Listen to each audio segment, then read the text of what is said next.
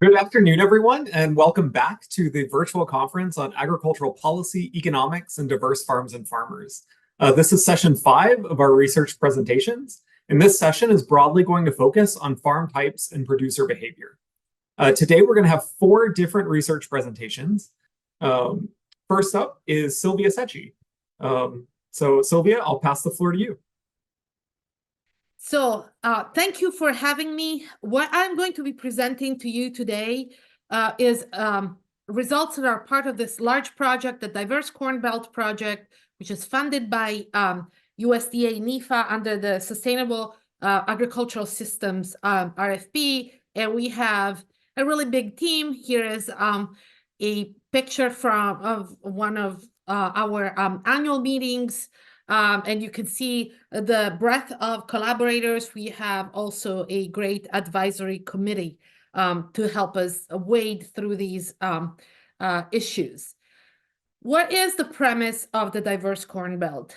We start from the viewpoint that more diversity helps resilience, and it helps rural communities and the agricultural sector.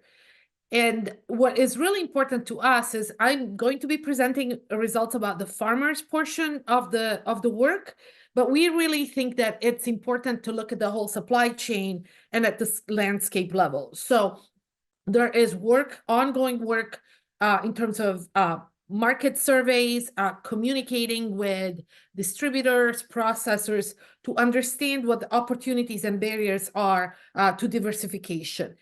We think that a lot of issues happen with, after the farm gate. And so we need to be more broad in terms of the overall assessment of these issues. And as you can see in this slide, essentially, our approach incorporates the farm level that I'll be talking about today, but we also look at market level issues, and my portion of the project is actually the landscape level. So we're looking at how landscape level changes are going to impact environmental indicators from air and water, for example. So our idea is to consider the barriers that exist across these scales. We are working in the 3I states, Iowa, in Illinois, and Indiana. So this is really kind of like the core of the Corn Belt, if you will. The other interesting aspect, and one of the things that I really think it makes the project unique, is that this is a very social science intensive project. The PI is Linda Procopi, and she's a social scientist. I'm a social scientist. The project manager, Emily Asher, is a social scientist. And we really think that the co-production of knowledge is critical here. And so what we mean by co-production of knowledge is to be really attentive and listening to stakeholders, whether they're on the farm to consumer level listening sessions to understand what the barriers and opportunities are. So what I'm going to talk about specifically is, as I said, preliminary results from farmers we have been co-producing knowledge with. And I'm going to talk about focus groups and interviews with farmers that were made in 22 and 23, and then just show you a couple of slides on the survey that we got back from farmers that came out, that went out to farmers last year. So the main thrust of these focus groups was to understand what benefits, challenges, and opportunities for diversification are in our study area from the perspective of farmers. And here you can see the extent of the focus groups and interviews that were done.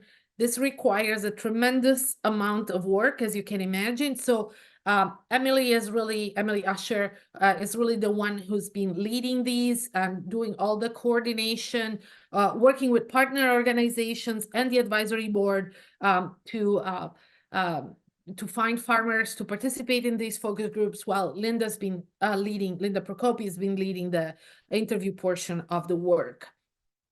And so we're really trying to listen to diversified, semi-diversified, and diversified farmers. If you're interested in this, we have all sorts of like formal definitions of what is diversification, what kinds of diversification, and so on and so forth. And we spent quite a bit of time, finalizing those and discussing those definitions with farmers. But you can see here kind of like the 5 categories in terms of horticulture, grazed livestock, extended rotations, planting of perennials, and agroforestry are kind of like the big groups for us. So what did farmers tell us in terms of the benefits that they perceive from diversification? And these slides have direct quotes from farmers that we worked with, because they kind of like have a they know what they're talking about, right? So they have a good way of putting things into words, right? So improved soil health was one, and the the idea of using small grains, cover crops, so extended rotations, different rotations to achieve this goal. From a kind of like operator perspective, the idea that this is a more interesting way of farming, more complex, that requires more managerial skills, if you will, also came up in terms of whether it's working with customers directly through things like community-supported agriculture, but also thinking about the complexity of rotating, incorporating livestock into your operation. Improved local food access. So this is a very meaningful kind of idea if we think about local economies and working within communities. And what is really important for our project is this idea of more local food resilience. So the idea that food production and going beyond just the production of the raw materials may be helpful in providing jobs, may be helpful in having healthier communities, essentially.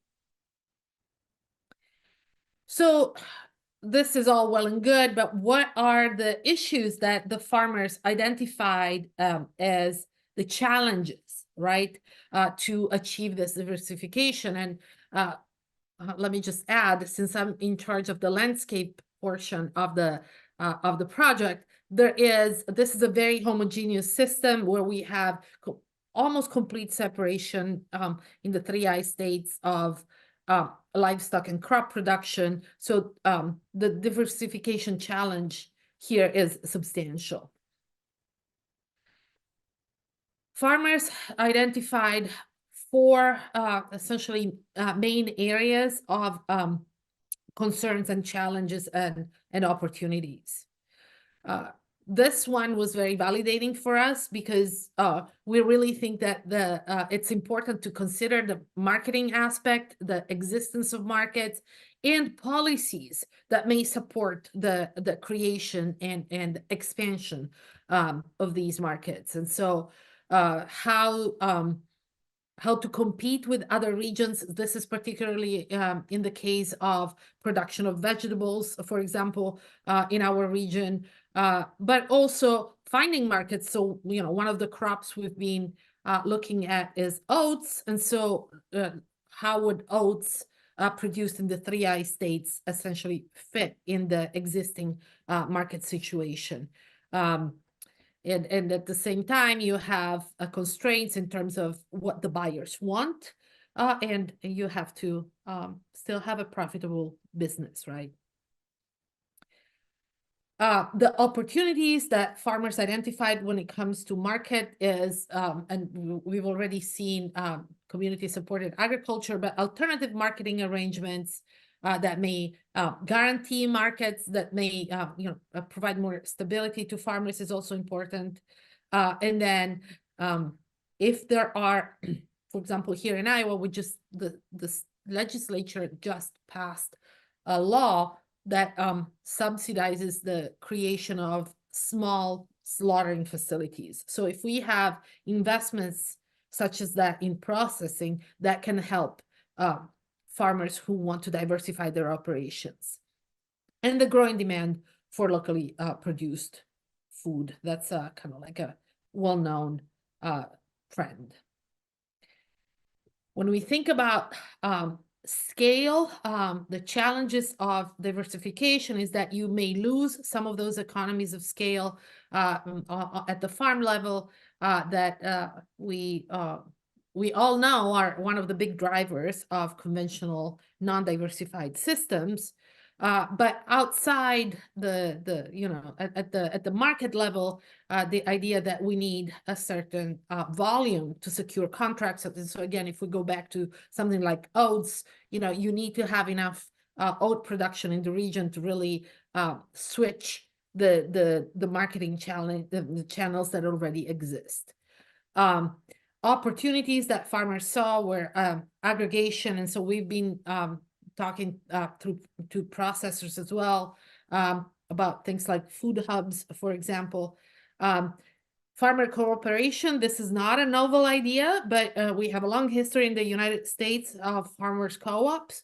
And support more explicit support for farmers that are not as large as the ones that tend to benefit, according to USDA-ERS's own research, right, from a lot of the policies we have now in place. Labor challenges, if you have operations that require more manual labor in terms of planting and harvesting and just managing the operation throughout the growing season, this is a challenge for our region, as many of you are aware. On the other hand, this provides opportunities for younger people or young people who are interested in going back to agriculture. I just want to point out how the policy aspect of this is going to be really important. We have a policy component in the project because these challenges and opportunities can really be impacted by how we drive policies both at the local, state, and federal level.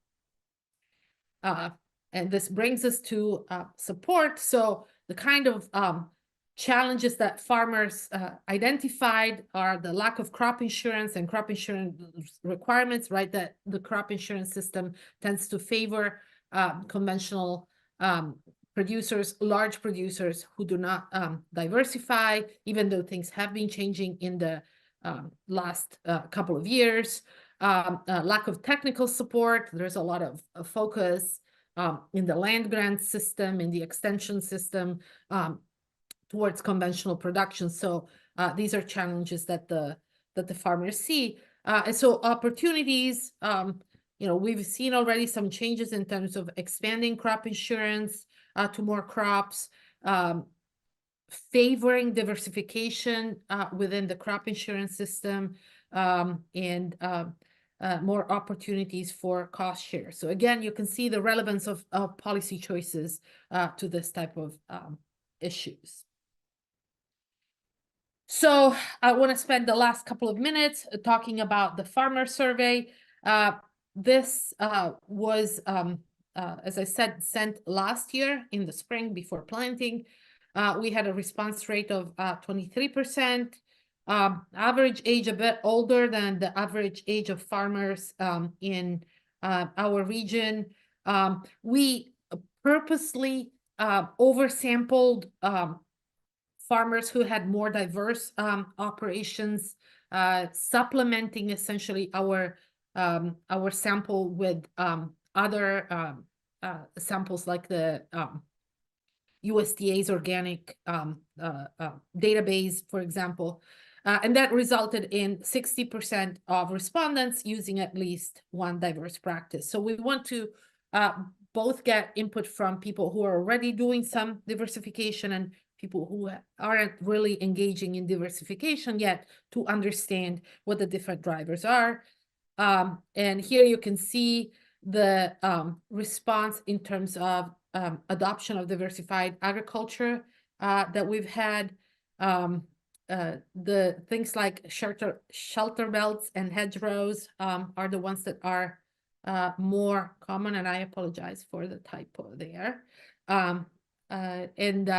What is less familiar to our respondents are things like horticultural food crops and perennial biomass and forage systems, which, you know, makes sense considering the region that we're in. So this gives us a baseline to understand what our respondents know and think about diversification. And here we have from our respondents the barriers to diversification. So this is kind of like to get at the questions we asked in the focus groups and interviews from a different population. And so land availability and high cost of land, the issue of return on investment, availability of labor, distance to markets, volatile prices. These last 4 bullet points also appeared in the previous slides when I showed you the results of the focus groups and interviews. You know, lack of information doesn't seem to matter to the respondents and technical support. This is unlike what we found in the focus groups. Neighbors don't necessarily matter, and neither does the idea that you need to grow corn to be considered a good farmer in the 3I states, or the role of banks, which I think is quite interesting. Opportunities to educate. So we think that these are really important moving forward in terms of, providing actionable, meaningful policy suggestions and information to stakeholders, things like contract specification.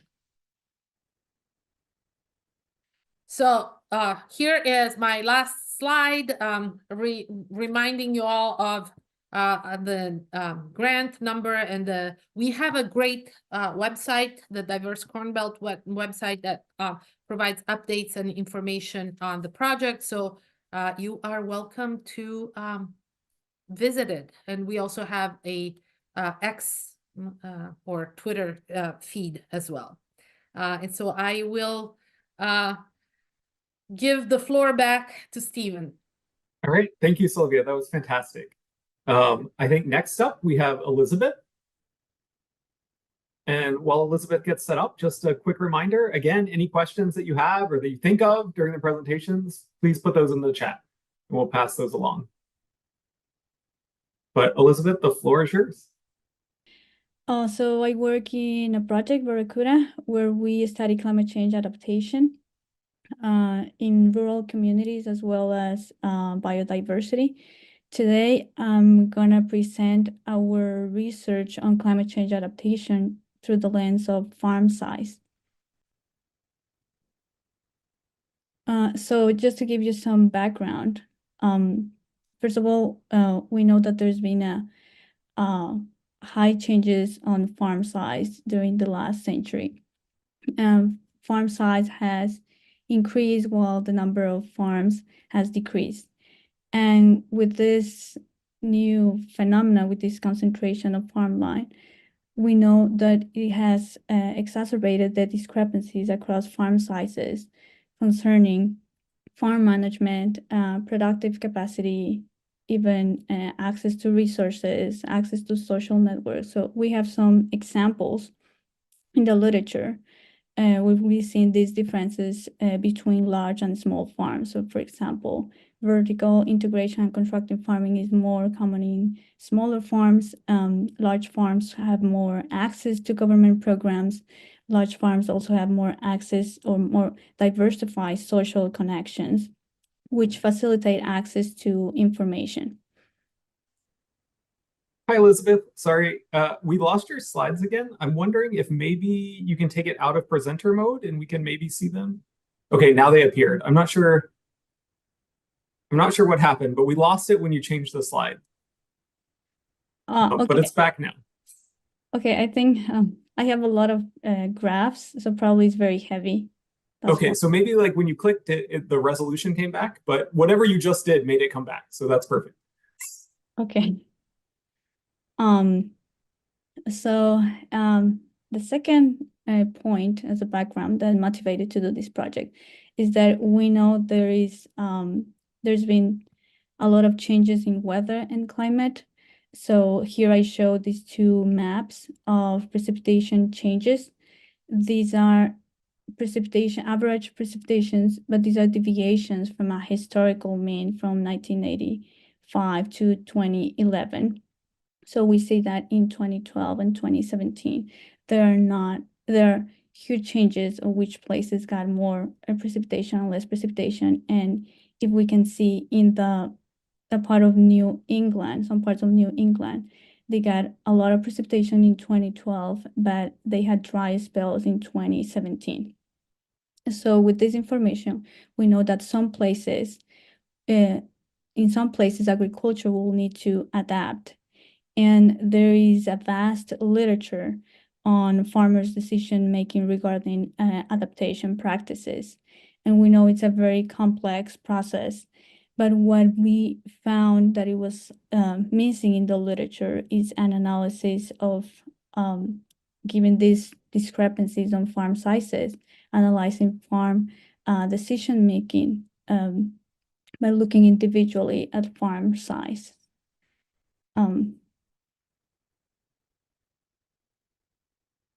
So with this in mind, the goal of this presentation is first to show you some data of adaptation practices, the differences across farm sizes.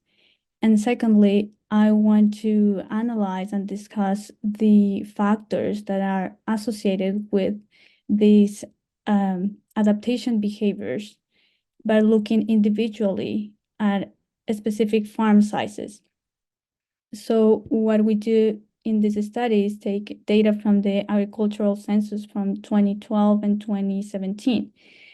The information we have is at the state level, but they provide this information disaggregated by 12 farm size groupings. So we use this information as observations. And we have information about farm characteristics, access to government programs. We gather also information about weather and climate and other sources. We use as examples 3 water-related adaptation practices: cover crops, tile drainage, and irrigation. And then we use inference and regression model to analyze the factors associated with practice adoption, but looking individually at each farm size. So I'm just going to start with some definitions about these practices that we selected. We have cover crops, which are all the grasses, legumes, and forbs used for seasonal cover. And we use in this, for this study, the percentage of land that is with cover crops. For tile drainage, we use the percentage of operations that are using tile drainage. And for irrigation, we use the percentage of operations using irrigation. And irrigation, it covers from very simple forms of irrigation, which are basically gravitational irrigation forms, and also pressurized forms of irrigation, which are more sophisticated. In this other slide, I want to show you very briefly a summary of the differences on benefits, costs, and weather conditions for each practice. So for cover crops, we know it's a very labor-intensive practice. It requires crop management. It will not require public infrastructure. Yield productivity in terms of magnitude will be moderate. It has on-farm and off-farm benefits, but these benefits, you can perceive these benefits after at least 3 years of using continuously cover crops. Cover crops are more common in long growing seasons regions, but it could also be used in places that have extreme climatic events like droughts and waterlogged soils. Tight drainage, it's the opposite.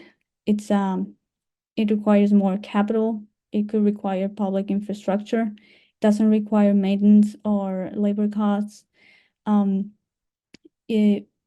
Farmers obtain yield benefits immediately. They are considerate and immediately, but they could have environmental effects, and it is used when in places where there are extreme rainfalls. For irrigation, we have within this variable sophisticated and very simple forms, but it could potentially require a good amount of capital costs. It will require public infrastructure in some cases. It will increase yield productivity, and that will be immediately. And in some cases, there could be environmental effects, and regions with more precipitation variability will use this practice. So in this next slide, I want to show you the spatial distribution of farm sizes across the US. So we classify with these 12 farm groupings, we classify farms in 3 groups, small, medium, and large. We use 4 farm size groupings for each of these categories. And we know that there are other forms of defining and classifying farms, but we use this method just for practical reasons to keep a balanced sample then when we will use the statistical analysis. So what we have here is that small farms are mostly in most of the states, except in the Great Plains, some parts of the Midwest, parts of the Mississippi Delta. Medium farms are located mostly in the eastern region. Large farms are located in the Great Plains and parts of the Midwest.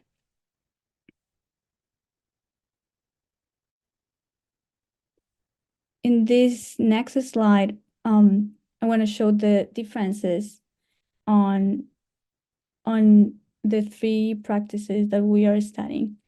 So we see that cover crops, it was very similar in 2012 for all farm sizes, but then in 2017, it increased a little bit for small and medium farms, but it increased significantly more for large farms. Tall drainage, there are not changes over time, but this is a practice that is mostly used by large farms. And then irrigation, this is not linear with farm size, so small and large farms will use more irrigation than medium farms.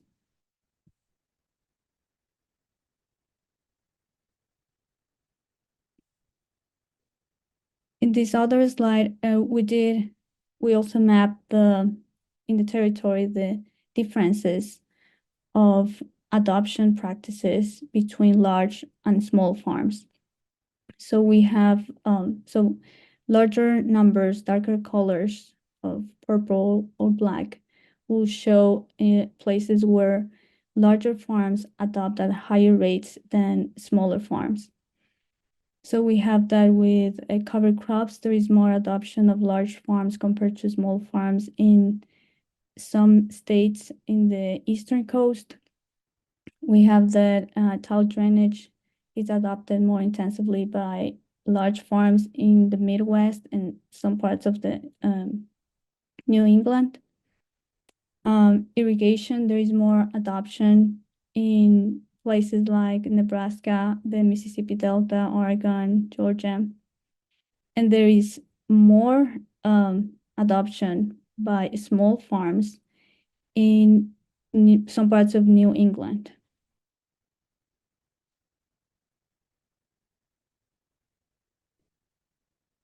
Okay, in this next slide, I'm showing these three variables that we use about government programs access.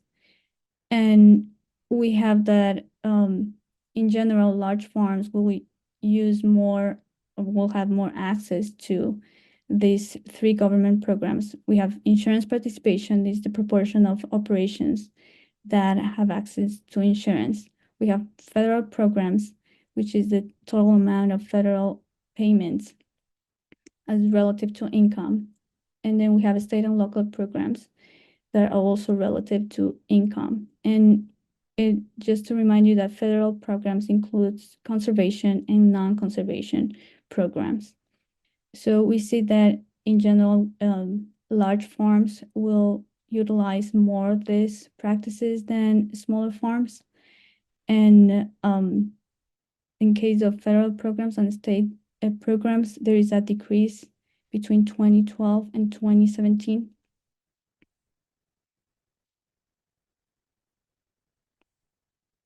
In this next slide, I also show some farm management characteristics across farm sizes. So we have rented land, which is the percentage of farmland that is rented. We have machinery assets relative to income. And we also see that rented land is almost 4 times higher in large farms compared to small farms. And in case of machinery assets, it's 2 and 3 times higher for large farms compared to small farms.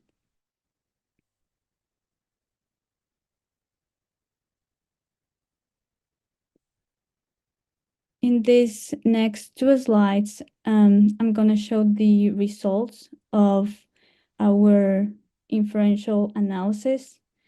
Here I'm just mapping the variables that we consider the most relevant or that are more interesting to analyze. So here we have, these results only show the parameters that were significant. And we are showing here the results across practices and across farm sizes. So for example, insurance, we have that there was a positive correlation with adoption of the practices in general. Federal programs, in general, there is a negative correlation with adoption of these programs. So also remember that federal programs includes conservation and non-conservation programs. And we know that on average, non-conservation programs represent 3/4 of the total federal payment. So what we think this means is that in these farms that have employ more of these 3 practices that we are analyzing, they are also have been probably benefiting of these practices with a reduction on yield and income variability. And that, so with that, they have reduced the need to access non-conservation federal programs.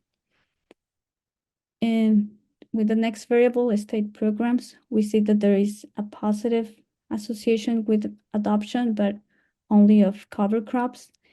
And we think that this is explained by the fact that in 2017, there was a large increase on state programs focused on cover crops.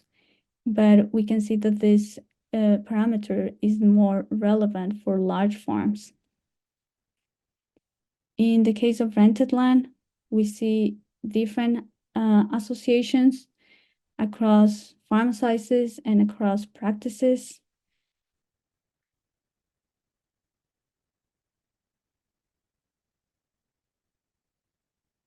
In this, these are the other group of parameters that we analyzed. We are very interested, that is weather and climate. So we define weather with these 2 variables, frost-free period, which represents the length of the growing season, and we have average precipitation. For climate variables, we use the same variables, the same weather variables, but we define climate changes as those changes of these variables with a historical mean, as I show the first blue maps at the beginning. So what we found is that cover crops shows no visible association with any of these weather or climate variables, well, except for large farms. Then for tile drainage, as we expected, there is more tile drainage in places where there being more precipitation and in places where the growing season is shorter. For irrigation, it also, as expected, we have more irrigation in places where there has been less precipitation, that is the western region, and in places where the growing season is higher, that is the southern part of the United States. But what is more interesting is the results about these climate change variables. Here we found that precipitation changes, which is the variable that we are interested, has an effect on the smaller farms on the employment of irrigation and tile drainage. So tile drainage, for example, it looks like large farms are motivated or are adapting tile drainage more naturally in places where there is more precipitation. So it's something very natural and frequent. But for smaller farms, it's only in places where there are extreme changes in precipitation where they are adapting tile drainage. With irrigation, it's a little bit different because with irrigation, we have simple and sophisticated practices. And here, the fact that small farms and medium farms are adopting more irrigation means that this corresponds to this area in those parts of New England where they have extreme precipitation changes, increases or decreases. And it seems that smaller farms have been adapting more simple irrigation methods at higher rates than larger farms because probably they are more flexible. Their operations are more flexible to adopt these practices.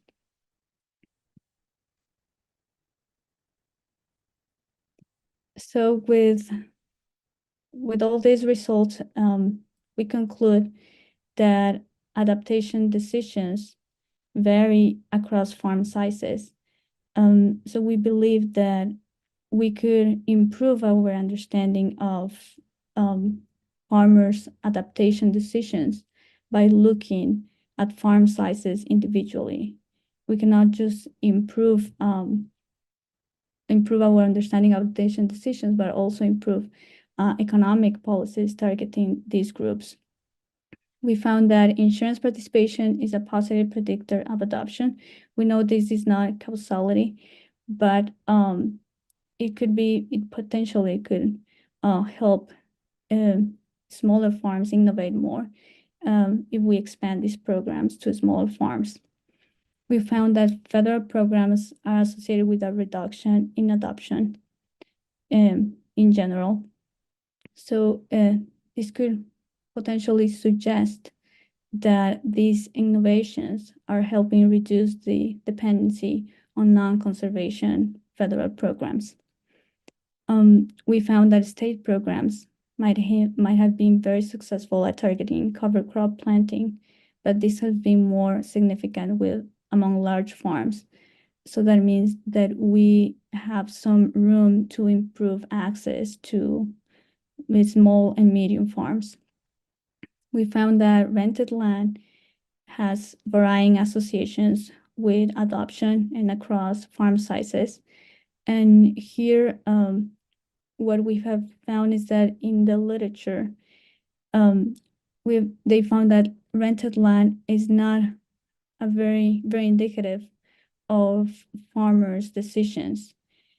There are other characteristics of the leasing arrangements, like the term of the contract, like the length of the contract.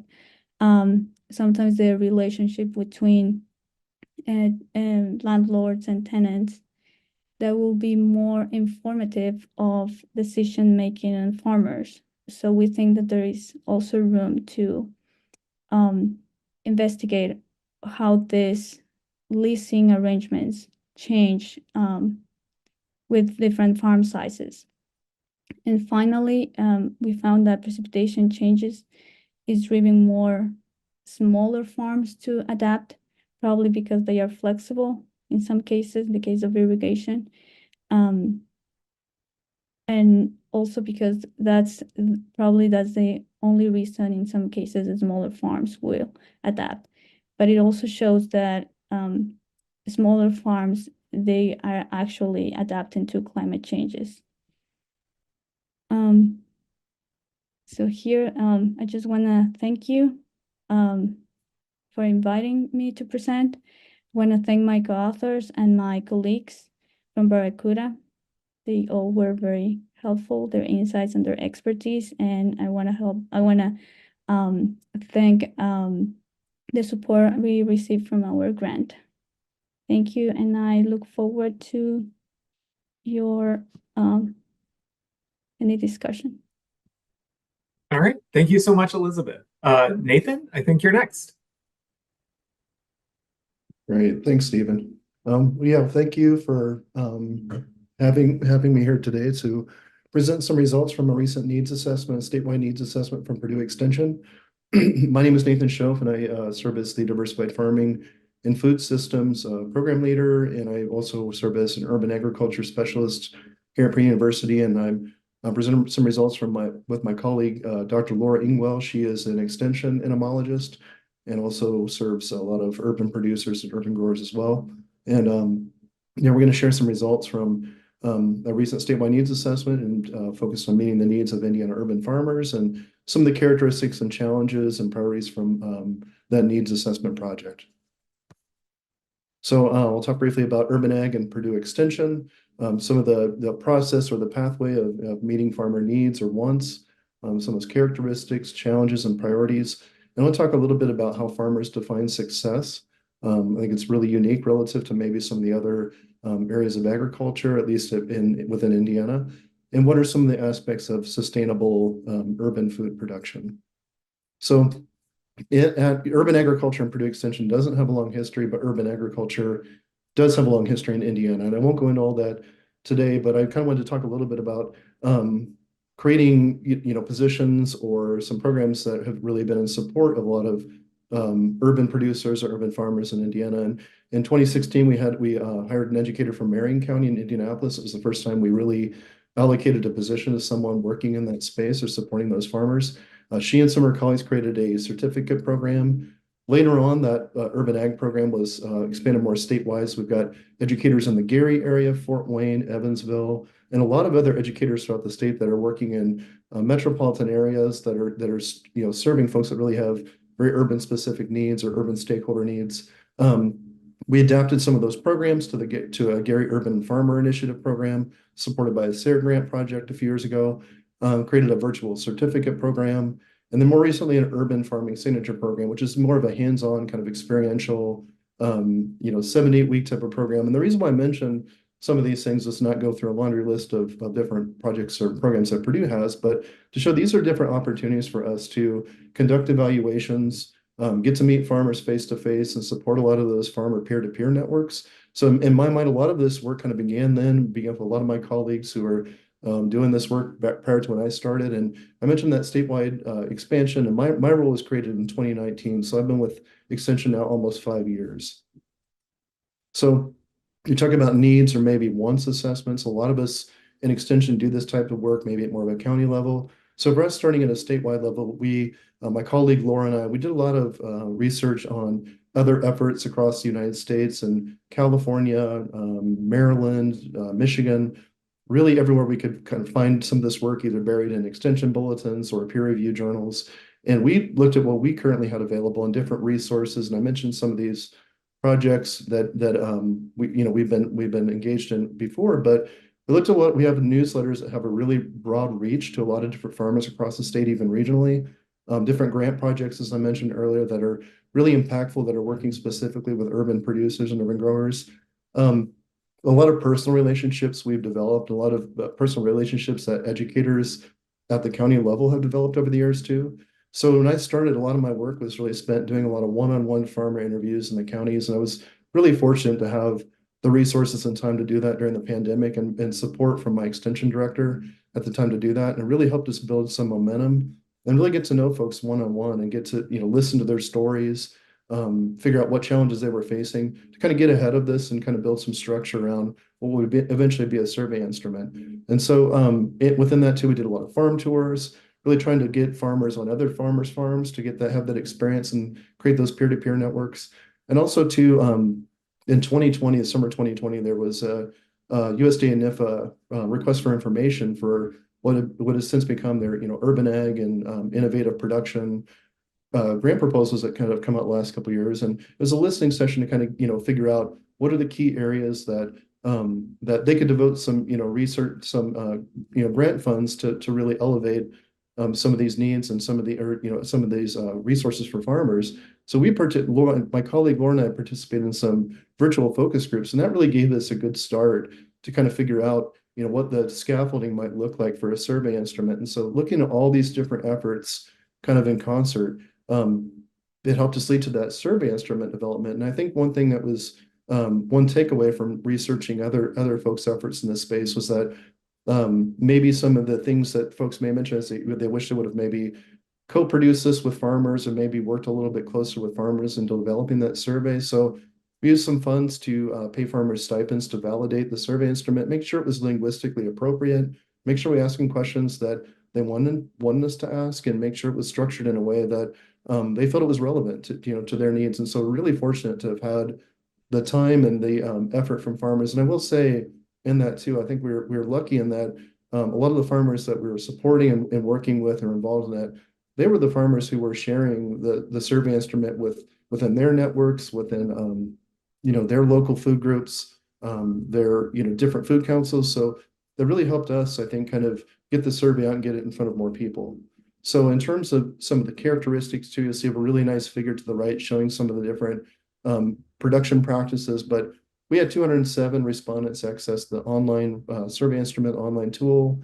95 of those fully completed and 28 partially. So we had a pretty good response rate of 59.4%. We did have 22 counties in Indiana, or have representation from 22 counties, which we thought was really encouraging. There's a lot of work being done in different counties that may be urban or peri-urban, so this is very encouraging. One thing we noted when we were working across the state was that some of the farmers we work with are female, and that certainly want to get some better understand that. So it was nice to see that representation and to know that a little over 61% of our respondents were female. We had 9.8% were Black, and 3.3% were Spanish. Why I think this was also helpful is in looking at our 2020 state census, that these are really reflective of the statewide demographics. So really felt like we were getting our respondents were reflective of our statewide populations. And in Marion County, we anticipated, with that being where Indianapolis is located, that we might have a bit more involvement or maybe more respondents in that county. And we did. It was the highest county response at a little over 34%. And not unusual, but we thought it was helpful or interesting to note that many of the folks are growing vegetables and produce at 86%. If you look to that figure on the right, there's a lot of folks are growing in raised beds and doing different container production. Not so much in high tunnels in urban areas, but we do work with a lot of folks in small scale diversified farming who are doing a lot of high tunnel production. So just kind of helpful to really get a sense and not rely on anecdotes or kind of our own personal observation in terms of our field work.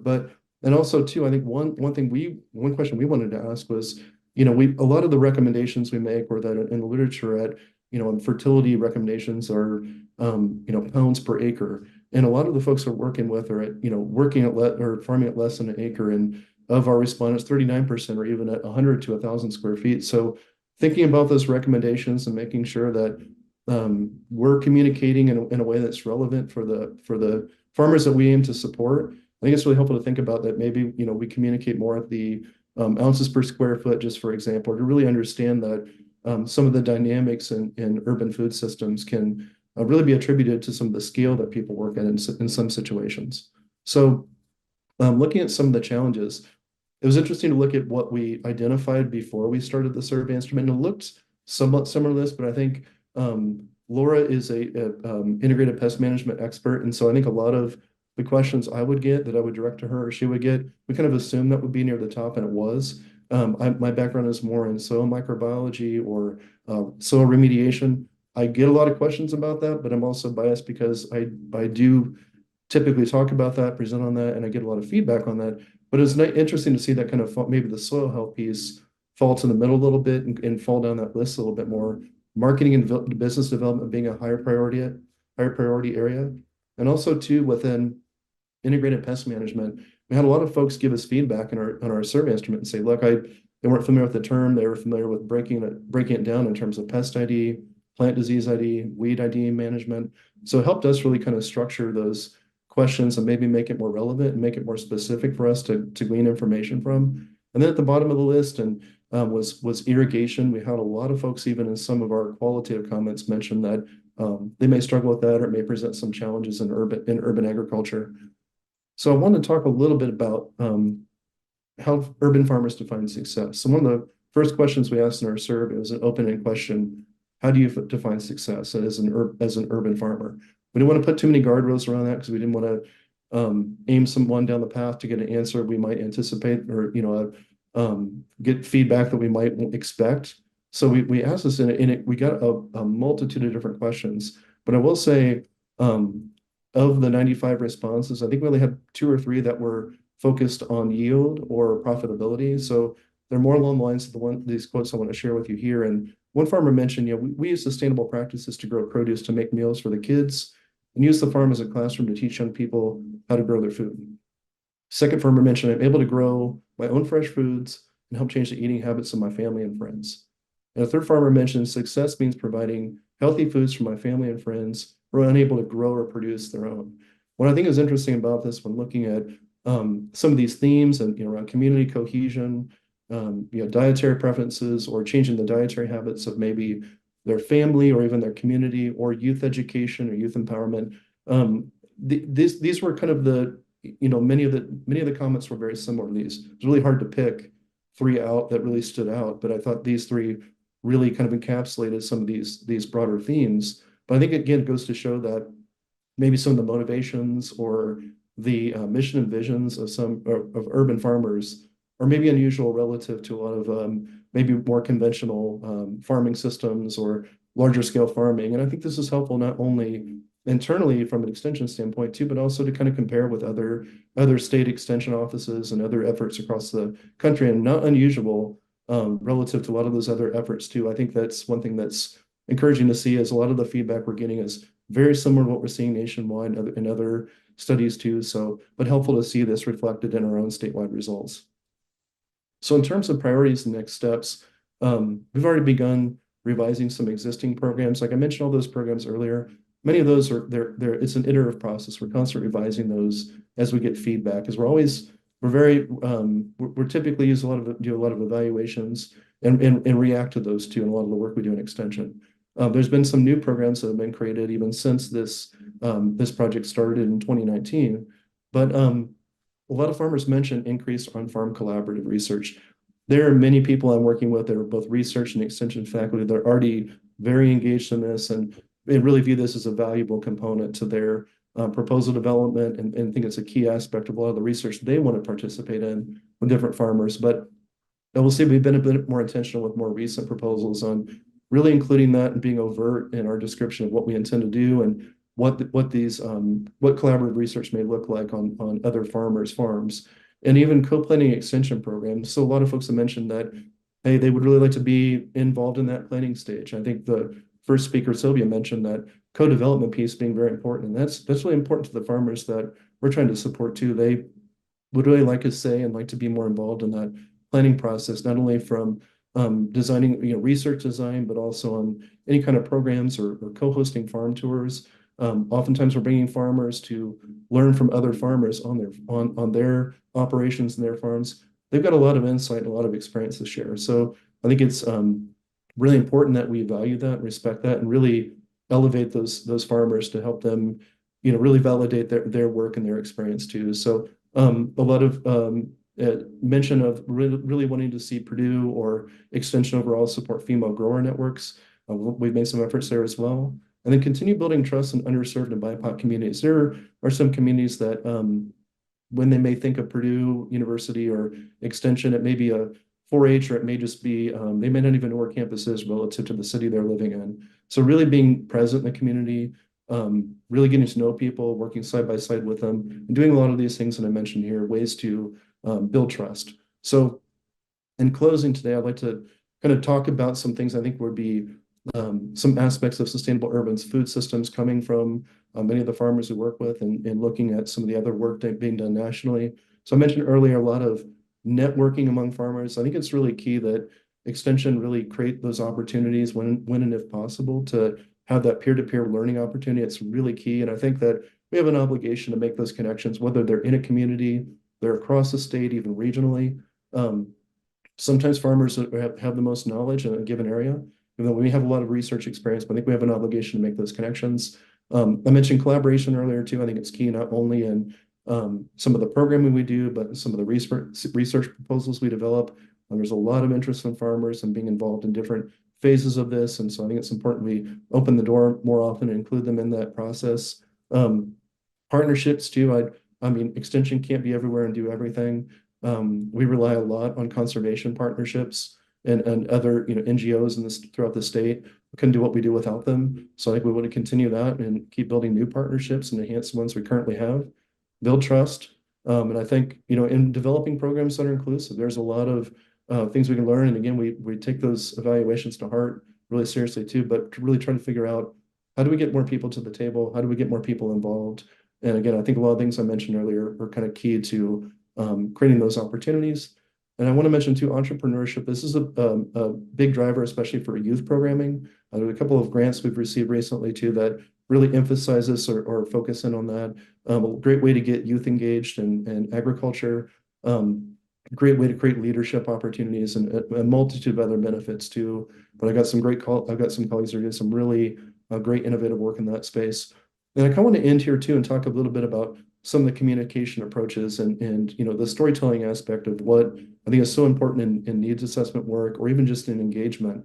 I think often coming from a campus perspective, or even from working with students a lot, and even from working with farmers, we may have a tendency sometimes at the on campus to kind of pivot to the community and maybe expect or anticipate that we kind of engage in more of a lecture-based or top-down deficit-based kind of approach to disseminating information. And there certainly is a time and place for that. But I think in communities that we're trying to build trust in, we're trying to get to know folks, and I can't emphasize enough, just be willing to listen to folks, listen to their stories. Don't be afraid to say, I don't know. That's my 3 favorite words. I routinely ask people to explain more, fill me in, share their stories with me, because there's so much I can learn from them and their experiences. But I think that really we owe it to the farmers we support to really engage in dialogue-based communication, co-produce as many programs and projects as we can with them, because they're the ones that know their communities best. And so I kind of leave it there and wrap up here too, and just say thanks again for Farm Foundation for providing the opportunity to share the results from our needs assessment. I look forward to any questions that folks may have later. Thank you. Thank you, David. And now we will pass the floor to our final presenter, Oranuch. Okay, good afternoon, everyone. My name is Oranuch Wongpiyabovorn. I'm a postdoc in the Net School of Management and Economics at South Dakota State University. So today I'm going to present the paper titled Revisiting Land Use Conversion Trends in South Dakota, which is co-authored with Dr. Tong Wang. So in the past, we see the increasing trends of cropland acres in both a national level and also in South Dakota, which is mainly because of the expiring CRP land and also because of the conversion from grassland to cropland. So as we see in the meantime, grazing land is declining in 2017 compared to 2012. So let's see why this is a problem. So the grassland to cropland conversion can cause the environmental damages such as increased soil erosion, nutrient runoff to waterway that could cause the water pollution, and also soil organic cover loss that could exacerbate the climate change. In addition, it also caused the wildlife and avian habitat loss. On the contrary, if cropland is converted back into grassland, it also generates environmental benefits such as increased soil erosion, nutrients, decreased soil erosion, nutrient loss, and soil organic cover loss. It also restores wildlife and avian habitats. So first, let's look at the past land use conversion in South Dakota. The table shows the 4 previous literature that examined the land use conversion in South Dakota between 2006 to 2017. So for the grassland to cropland conversion, they observed the grassland to cropland conversion rate high during the period of 2006 to 2012, which is highlighted in the gray area in the figure. So the figure shows that during this period, corn price is relatively high compared to the cattle price. This could be one of the reasons that drive the higher grassland to cropland conversion. After 2012, we see the declining corn price compared to the cattle price. At the same time, we see the decline in grassland to cropland conversion rate. Also, they examined the cropland to grassland conversion rate, and this conversion rate is typically lower than the grassland to cropland conversion rate. But we see the increase of the rate over time.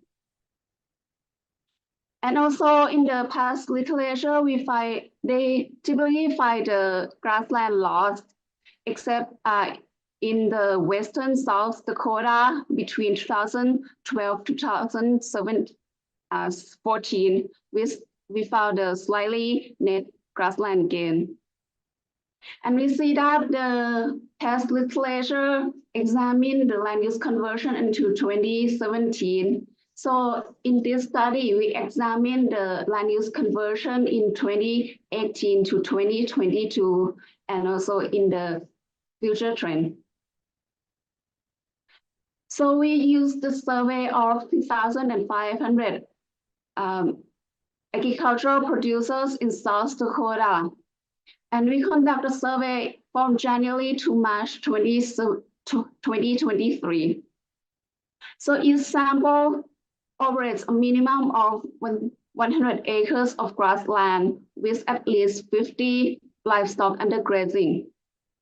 So we follow the modified Taylor design method by Dillman et al. 2014. So each sample was contacted up to 4 times. The first time we sent an advance letter notifying about this project and with the option to answer the questionnaire online. And later we sent a paper questionnaire and a reminder postcard. And then lastly, we sent the second paper questionnaire. So in total, we received 473 responses, equal to 14.8% response rate. So let's look at the result. So in the question, we asked some basic information, including the grassland and cropland acres operated.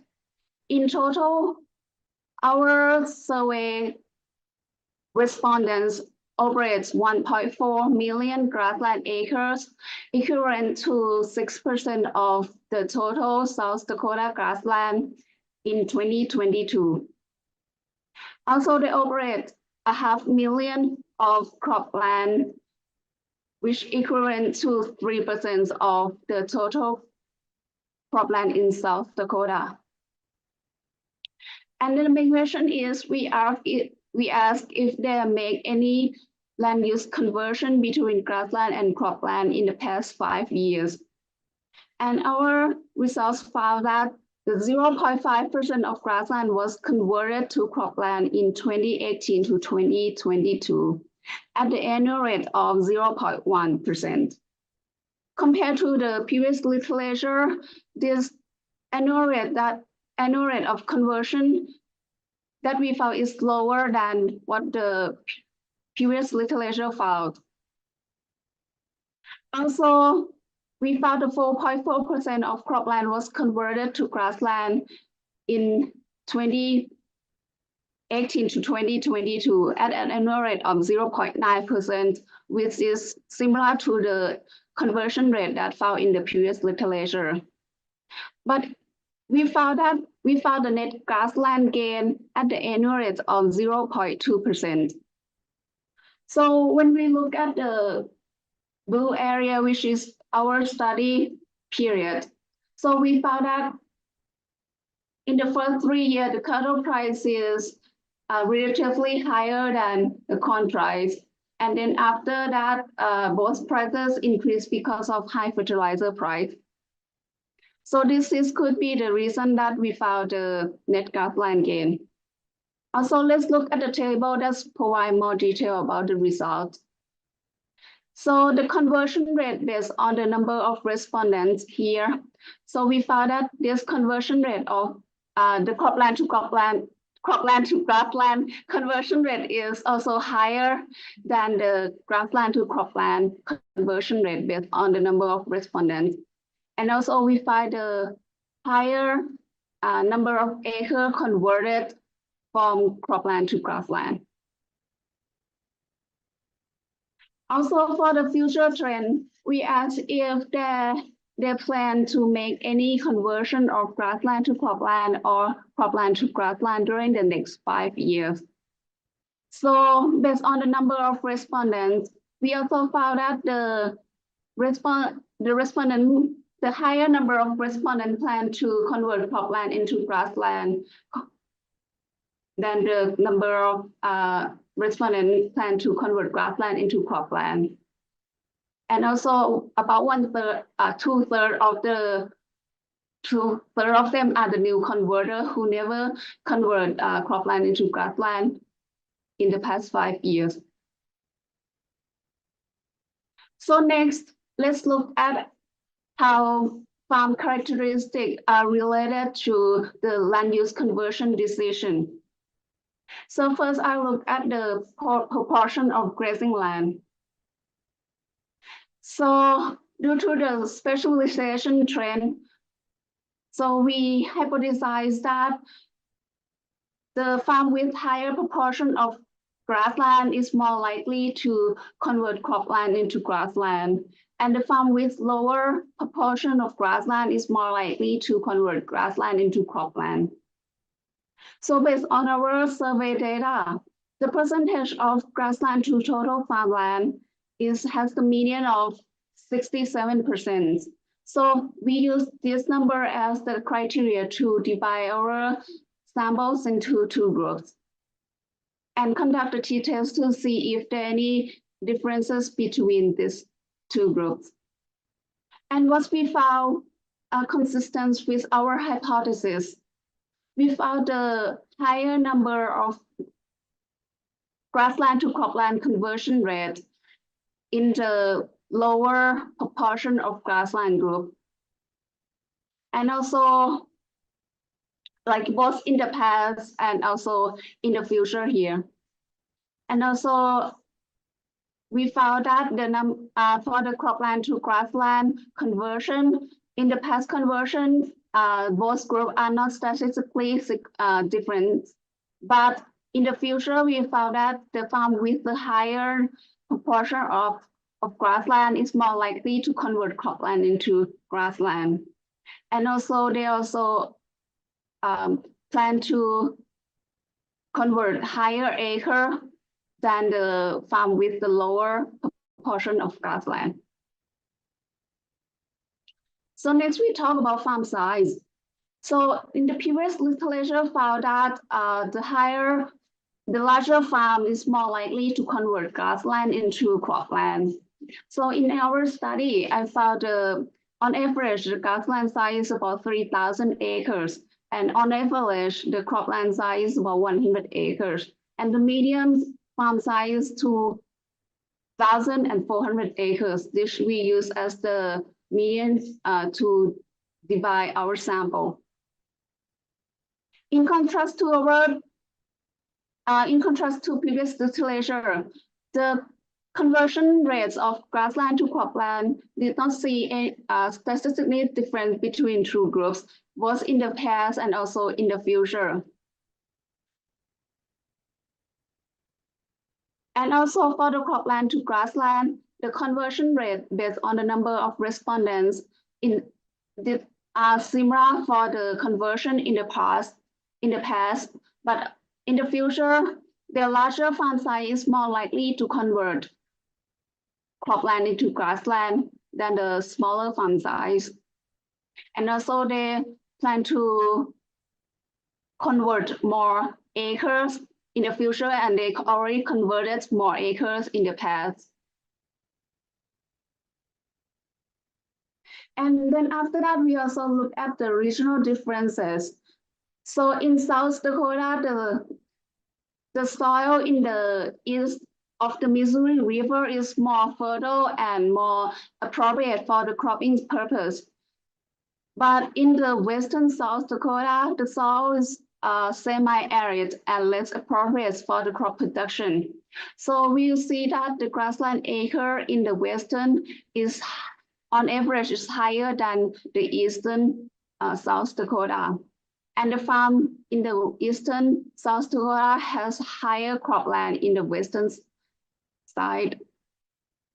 So we hypothesize that the farm in the eastern South Dakota is more likely to convert grassland into cropland, and the farm in the western South Dakota is more likely to convert cropland into grassland. And also our results are consistent with our hypothesis. So for the grassland to cropland conversion rate, in the past, we see the 50% of the east farm sizes converts grassland into cropland, which higher than the farm in the west side. Same with the future plan. So the farm in the east side is more likely to convert more than the farm in the west side. Oh, sorry. And then for the cropland to grassland conversion. So we also identify the differences in the past conversion of cropland to grassland, but in the future, we see the higher chance of farm in the west side to convert cropland into grassland.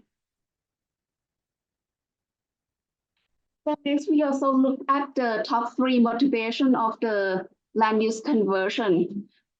So for the grassland to cropland conversion, we find that the profitability is the top motivation. So 76% of respondents report that profits is the top 3 motivation for the grassland to cropland conversion, followed by the producing feed for livestock and also more efficient cropping equipment. And others motivation includes the labor availability issues, crop insurance policies, land use restriction by landlord, and also reduce herd size or retirement from livestock production, which include in others, and also there's some that use the land use conversion between grassland and cropland. So for the top 3 motivation of the cropland to grassland conversion, we found that the better utilization of marginal land is the top motivation, which 82% of respondents reported it as the top 3 motivation, followed by the increased stocking capacity and also changing crop and livestock prices. So there's some more environmental related motivation are improved wildlife habitats and also improve soil health. This is in author here. And there are some others motivations such as the labor availability issues and also changing in weather and climate patterns, and also increase in temperatures and hay production, and also because of the high crop production cost. So in conclusion, we found a consistent trend with previous literature, which is the positive trend towards more sustainable land use in 2018 to 2022, and also in the near future. And also factors such as portion of grassland, farm size, and soil and climate characteristics can affect farmer land use conversion decision. And for some policy implementations, so we think that the educational and financial support through outreach efforts and also government's conservation programs can help enhance grassland preservation and also cropland to grassland conversion. And also to prevent further grassland to cropland conversion, so we should targeting the hotspot of the grassland to cropland conversion, such as in the eastern South Dakota or the farm with the least proportion of grassland. So thank you for listening. I'll bring it back to Stephen. Thank you, Oranuch. That was great. So we're now going to transition into the Q&A portion of this session. So we'll invite all of the presenters back. And again, if you're virtual and you have other questions, feel free to drop them in the group chat or in the Q&A interface below the video. Our first question that came in is for Nathan. So Nathan, the question was, fascinating talk. Could you talk about the informational needs related to production versus marketing for urban farmers? And then a follow-up also is are there specific types of data USDA could produce to help grow extension programs on urban agriculture? That's a really great question. This topic comes up fairly often amongst both my communication with farmers and with colleagues too. I will say I think a lot of times it's hard to delineate the production and maybe marketing needs. They both kind of, depending on the trajectory or experience of different farmers, they may be kind of both high priority for certain individuals. And so I think that in terms of informational needs, I do think we have some really great resources, like the Midwest Vegetable Guide. It really covers the North Central region. It's a great resource for a lot of aspects of production, but some specific crops that folks could consider and things to consider when growing them. That's a resource I lean on quite a bit, and among other things too. But I think a lot of things that come up too are around soil fertility testing, that may be being a barrier sometimes to production. Maybe just needing assistance with the assessing the results from those types of tests and what next steps would be like for making those recommendations. I do work with some folks from USDA on different nutrient calculators, and there are a lot of those different tools out there. But I think from the marketing standpoint too, that can be really challenging. But the one thing I will say, I think USDA could do is either maybe just be aware or be in support, which you probably already are, but of a lot of the different farmer networks I mentioned earlier. Like I think that a lot of farmers may mention concerns about that being maybe that there's a lot of competition, but I think ultimately a lot of the regional or even community, metropolitan kind of farmer networks are really all in support of each other, really trying, they're the ones that are connecting consumers with maybe the products that they're trying to market or sell. And I think there's a lot of success there from those types of relationships and those dynamics. I think again, one of the things I mentioned in the presentation earlier was kind of the creating an opportunity or a forum for a lot of farmers to present their work, present their success stories. And I think that goes both the production and the marketing aspects are huge because I think there's a lot that we can learn about them. A lot of them aren't waiting for extension of the USDA to come solve a problem. They're typically very innovative. And I think a couple of talks spoke to that earlier too, that they've got the ability to be agile, maybe due to their scale, and pivot quickly, make changes quickly, take some more novel approaches that we may not even be aware of at times. So I think there's a lot to be learned there. But yeah, I wish I had some kind of blanket, succinct way to say that, what in terms of specific types of data. I think maybe at a regional level, kind of, some issues around maybe soil contamination, having some kind of consensus or agreement on some of those regulatory standards could be helpful because as we all know, the soil types and concerns don't really change at the state border, and there's a lot of similarity and commonality between farmers in neighboring states in the north central region. So I think that having some more consensus among even extension and USDA at a regional level could be really valuable. And I think maybe some marketing training. I think there's a lot of folks we hear from that are just wanting to understand basics of creating labels, how to successfully get their product onto a store shelf. Just some very practical opportunities there, but it can be a huge barrier for some folks. So I'll leave it there. If anybody has more questions, let me know in the chat and I can expand on that. Or if someone else has more experience on that too, feel free to jump in and share their thoughts. Great, thanks. The next question is for Silvia, and then maybe Elizabeth can also weigh in with climate adaptation. But Silvia, in one of your charts, there was some disadoption of diversification practices, which granted that's sort of a good sign because it means farmers are willing to experiment and to try out some of these practices. Can you provide any insight into the disadoption? Do you think that it affects producers' willingness to sort of readopt or try out different diversification practices in the future? Well, I think that, this adoption, I can think of a couple of examples. For example, farmers that went in on producing oats, and then it turned out that the market for oats was not really there. I definitely think that you have that's not the kind of thing you want to have happen because that does have long-term consequences. It gets maybe reported in the local press, and it really influences the attitude, right, of local communities and groups of farmers. So I would say that's one of the reasons why having the markets lined up.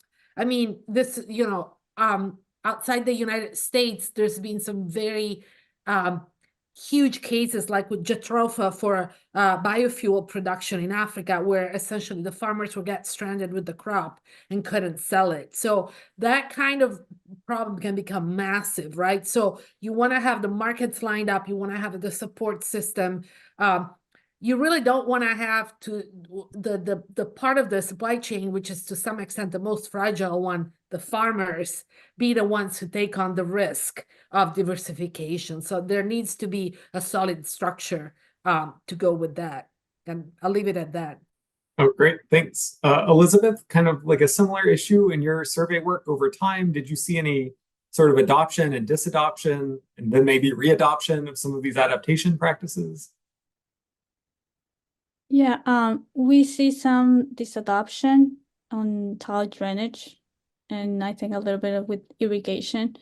But tile drainage, it's a full system, and it lasts like from 30 to 50 years.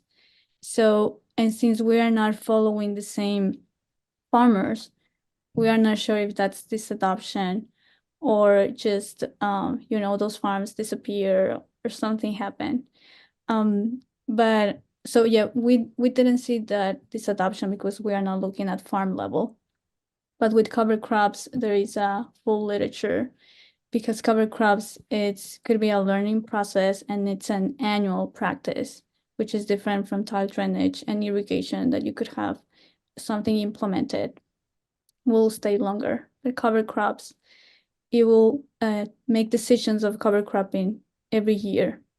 And well, yeah, there is a lot of research about cover crops that I know, where it's basically a combination of policies because they require cost sharing and as well as some other support with information, and it also related with how they manage their practices, how diversify, and other factors. Great, thank you. Oranuch, a question for you. Are there any additional details on the location or the area within South Dakota where you conducted your work?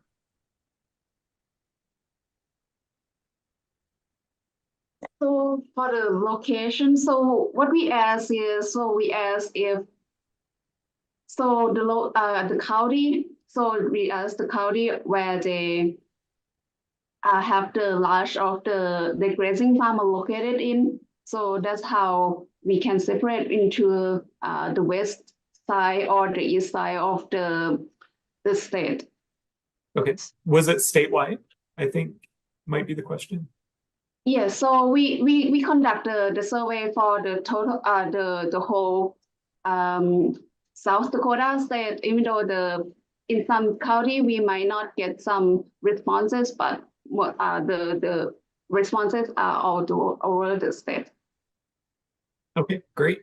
A question maybe for Silvia and for Nathan. I was really excited to see that you both brought, strong qualitative methods and focus groups, right? And it was really exciting to see, some of the feedback from actual producers. Can either of you speak to, maybe how does that help build these connections with research and sort of the co-production of knowledge that Silvia kind of opened with talking about? Yeah, I think I said in my presentation that this is a very social science heavy project. And for me as a social scientist, I mean, I'm trained as an economist, but I consider myself a geographer as well. And so I think what has been really interesting is to see how, if you do a survey, sometimes to see those more kind of like localized concerns. And also to, when you do the survey, there's no really a loop, right? So the survey is a very expensive thing, right? It goes out and then it comes back and you hope you haven't made a mistake and you hope you have vetted your questions and so on and so forth.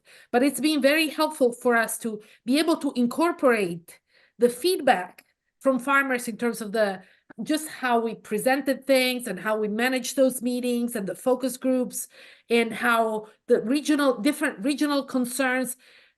So I think it's been a very productive environment in terms of more of this circularity and learning that's occurred within the project. It kind of like as we progress, which I think with the survey, it's kind of like a much more scary thing. You don't get a do-over, right? You cannot do another focus group and maybe change the format a little bit to be more effective. So it's been very it's been a really very good experience for me. I've done more quantitative work in the past than qualitative work.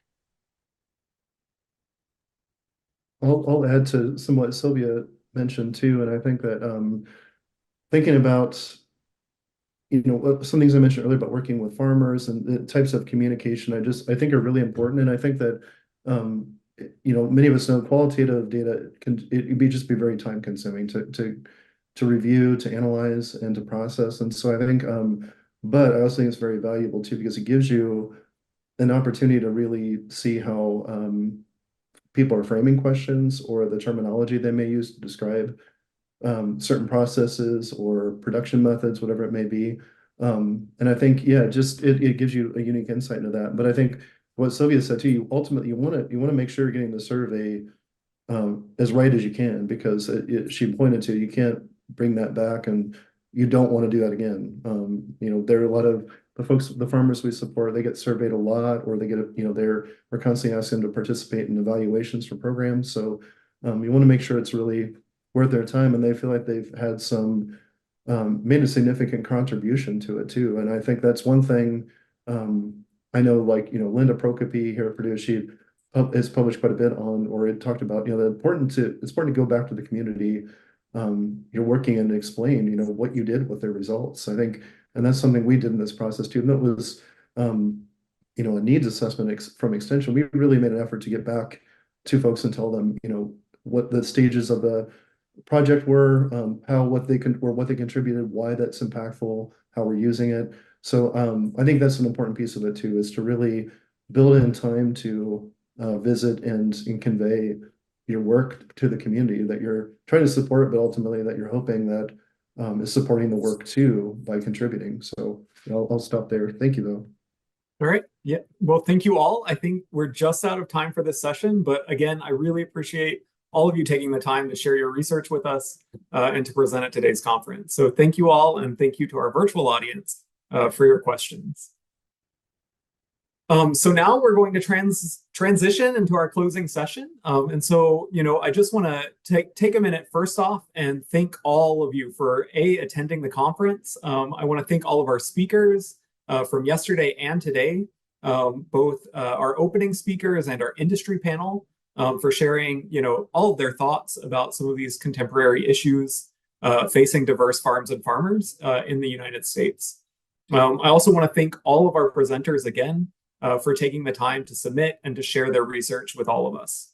So I just want to highlight and recap that, these presentations have provided some really important examples to all of us of the diversity of U.S. agriculture, both in terms of production, but also in terms of the characteristics of different types of farms and ranches, and the characteristics of individual operators themselves.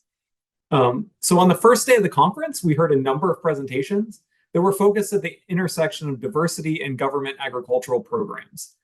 These research programs focused on many different types of government payments, including the Paycheck Protection Program, heirs property rights issues, as well as access to credit and different loan programs. Later that day, we had a separate session that was focused on diversity and sort of environmental economics and issues. Papers in this session included exploring the racial gap in conservation reserve program payments and participation. Also thinking about how long-run institutional changes affected American agriculture and farmer land use decisions surrounding carbon farming. Additionally, earlier today, we also heard from researchers who were focused on the intersection of diversity and markets. So this included an exploration of the barriers that some immigrant farmers face when producing in the US, work that takes place at the intersection of ethnicity, race, farm size. Additionally, there were a pair of papers focusing on consumer demand and valuation for different diversity attributes in food and agricultural products. Finally, our most recent session that we all just heard, it focused on diversity in farm size and crop mix across a range of issues, including urban farmers, production diversification at the landscape level, also climate adaptation, among other issues, and crop conversion or land conversion decisions. So in total, I just want to highlight that these presentations, again, provided really important insight into the diversity of US farms and farmers, but also into the multiple dimensions through which those characteristics shape the opportunities and the challenges faced by producers. We also were offered insight into the wide variety of research methods that different researchers can bring to answer some of these important questions at the intersection of policy, economics, and diverse farms and farmers. So we hope these presentations from researchers and stakeholders, as well as all of the questions from the audience, help to contribute to ongoing discussions about the future of agriculture. So before I close, I would just like to follow up on some of my other colleagues from ERS who mentioned this work, but I would like to encourage you to please visit our website to access a broad range of related ERS research. We have a wide variety of recent reports that really speak to new data addressing these topics of diverse farms and farmers. I would also like to remind everyone to please like, share, and follow ERS. There are a lot of ways to stay up to date with ERS research. First of all, you can view our website, www.ers.usda.gov, where you can find a variety of materials, including full copies of all of our reports, including webinars on ERS reports and different data products in the multimedia section. You can also subscribe to email updates about specific products of interest, and you can subscribe to receive articles from our Amber Waves magazine and our ERS charts of note. On social media, you can find us on LinkedIn and also on X, so you can follow us there to learn more about ERS research, events, and more. I would also highlight, remember to keep ERS in mind for your future pursuits, whether as a helpful resource or as a potential career path.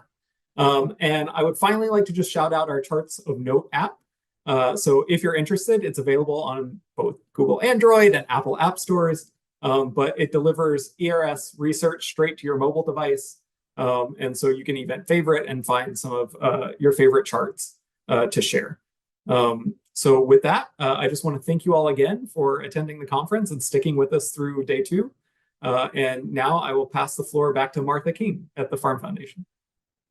Great. Thank you, Stephen. What a great conference these 2 days have been. Our heartfelt thanks to all of our speakers, moderators, especially to Stephen and Samantha Padilla from ERS who worked with us on putting together this conference. We appreciate your feedback on the event, so please take the time to complete our post-event survey, which you'll receive in your email shortly after the conference concludes. If you'd like to stay engaged with us at Farm Foundation, you'll have an opportunity to indicate that on the survey as well. We appreciate you sharing about the conference on social media and hope that you follow Farm Foundation and ERS in the days to come. The conference sessions will be posted on the Farm Foundation YouTube channel in the coming days, and we hope you'll take the opportunity to share those videos and the research our panelists discuss. On behalf of all of us at Farm Foundation and the USDA Economic Research Service, we thank you for your participation, enthusiasm, and engagement